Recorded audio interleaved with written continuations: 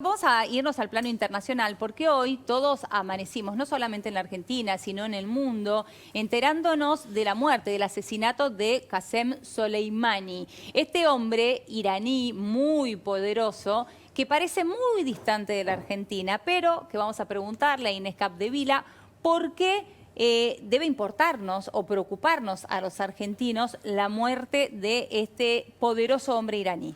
Bueno, Abelio, retomo donde dejó Sergio, dejó hablando de Nisman.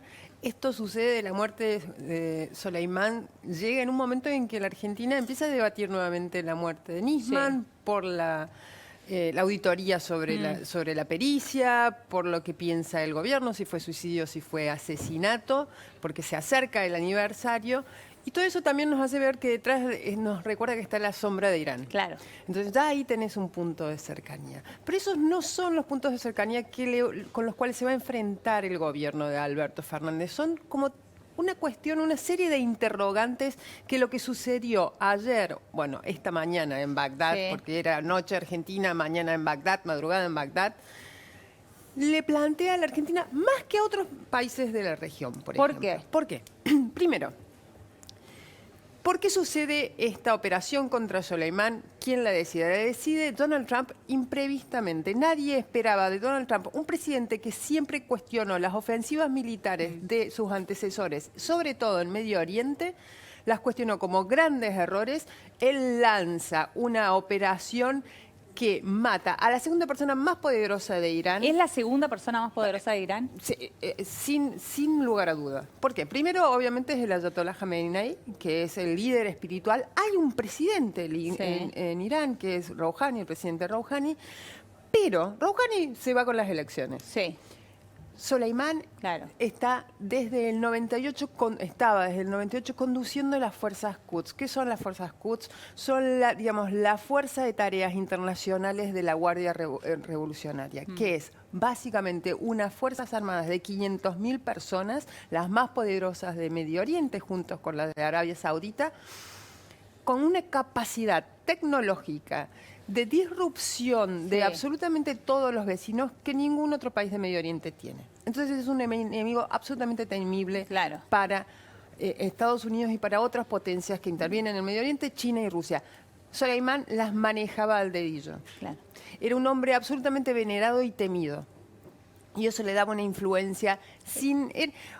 Hay una descripción en un especialista norteamericano que dice que Soleimán era canciller. Sí.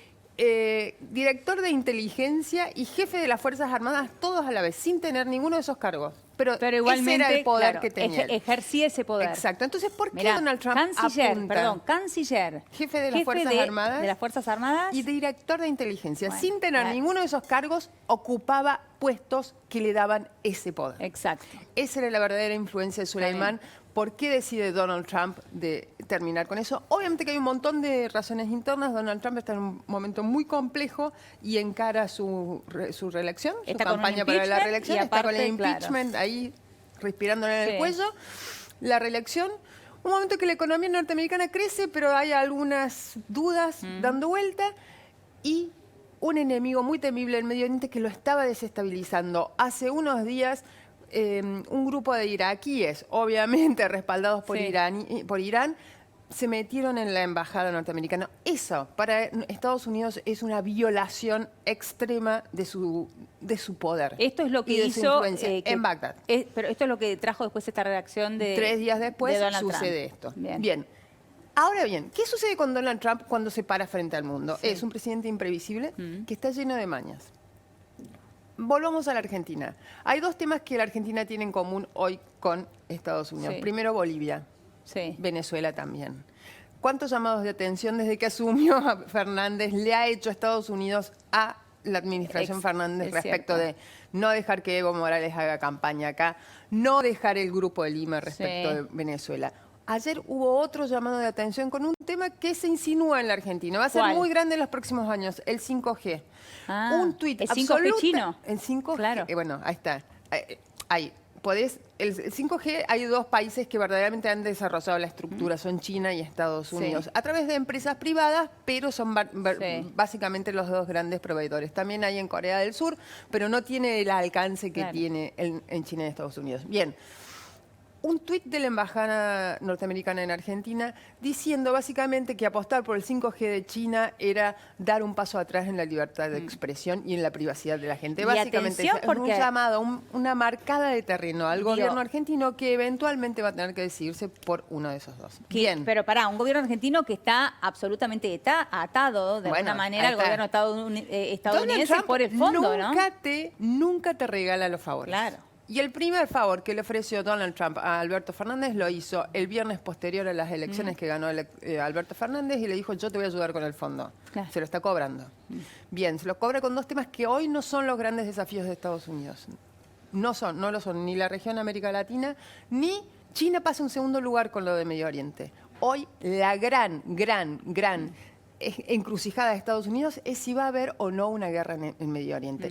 Donald Trump va a apelar a todos los alineamientos posibles, va a exigirle a todo el mundo que se alinee detrás de él. El peligro de alinearse detrás de Estados Unidos, que sería lo más lógico, es cuál puede ser la represalia en nuestro país con respecto a esto, ¿no? Ahí tenés. La primera interrogante es, si Donald Trump le plantea eso a la Argentina, como ya le viene marcando la cancha con otros temas, ¿qué va a decir Alberto Fernández? Primero, tiene una coalición interna, sobre todo el kirchnerismo, que siempre mostró mucha cercanía con Irán. Un dato que a Estados Unidos no se le pasa para nada desapercibido. Segundo, ante una opinión pública argentina que dice es necesario alinearse a una nueva guerra, ¿qué va a responder? Ahí tenés entonces el primer interrogante que le plantea lo que sucedió hoy en Irak a la Argentina. No estamos lejos de lo que sucedió. Segundo interrogante, y ahí es donde viene. ¿Cómo va a responder Irán a la muerte de Soleimani? Irán no está en una posición ideal. Está en una economía asfixiada por las sanciones que le viene aplicando Estados Unidos desde que abandonó el pacto nuclear. Y está en una situación de bastante convulsión social por precisamente el aumento de los combustibles. Cuando estuvimos nosotros en América Latina frente a estas grandes protestas, Chile, Colombia, Bolivia, Irán tuvo lo mismo, Irak también tuvieron lo mismo, por diferentes motivos. En Irak murieron cientos de personas por la represión. O sea que hay una convulsión social, un descontento que tiene bastante en vilo al régimen de los ayatolá. No es la situación ideal para lanzarse a una guerra total. Entonces, ¿no va a haber guerra total? Es una pregunta. La segunda es, algunos si hablan no hay guerra total, de una tercera guerra mundial. Bueno, sí. ¿Es exagerado? Sí. Yo te diría que sí, porque no son potencias simétricas. Estados Unidos es una gran potencia global, la gran potencia global en términos militares. Gasta Estados Unidos, el gasto militar equivale al gasto de los siguientes 4 países, incluyendo China, Rusia y Alemania. Y Gran Bretaña. Bien. Imagínate con una potencia regional, cómo es esa comparación. Absolutamente menor el poder militar de Irán frente a Estados Unidos. Entonces no es simétrica. A lo que va a apelar seguramente Irán es a una retaliación asimétrica. ¿Y cómo podría ser eso? Atentados. Una de las opciones es una ofensiva de atentados terroristas. Bueno, eso sería muy peligroso. ¿Y dónde? Esa es la otra pregunta. Irak ya está preparado, ya está entregado a decir, bueno, vamos a hacer el campo de batalla de esta gran ofensiva, enfrentamiento entre Irán y Estados Unidos. Pero hay especialistas que hablan de terceros países fuera de la región de Medio Oriente. ¿Dónde? África Occidental y América Latina. Entonces, volviendo a tu pregunta, segundo gran interrogante para Alberto Fernández.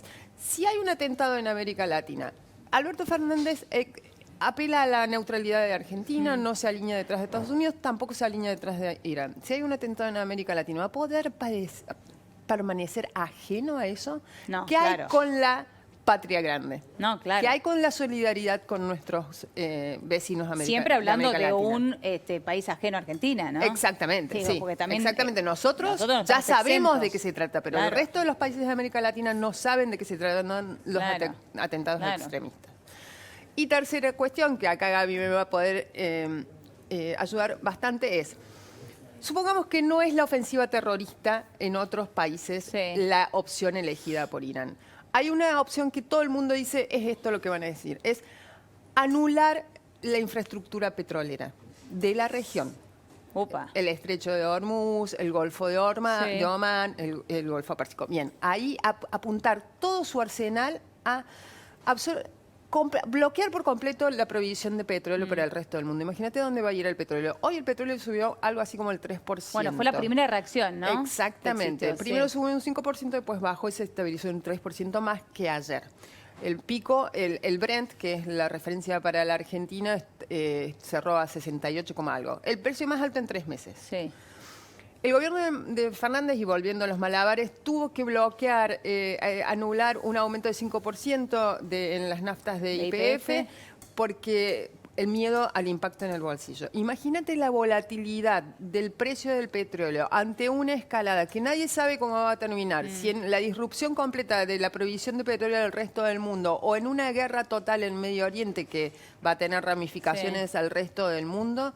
Imagínate la volatilidad del petróleo, lo que va a hacer los próximos meses. ¿Cómo va a reaccionar el gobierno de Alberto Ahora, Fernández moraleja, es a eso? imposible mantenerse lejos de la globalización. Es absolutamente imposible hacer que los desafíos geopolíticos hoy, en la segunda década, en la tercera, empezamos la tercera década del siglo XXI, no lleguen. Y más a un país con el antecedente de atentados extremistas y de esta relación tan ambigua con Irán que tiene la Argentina. Siempre interesante. Muchísimas gracias. Gracias a vos.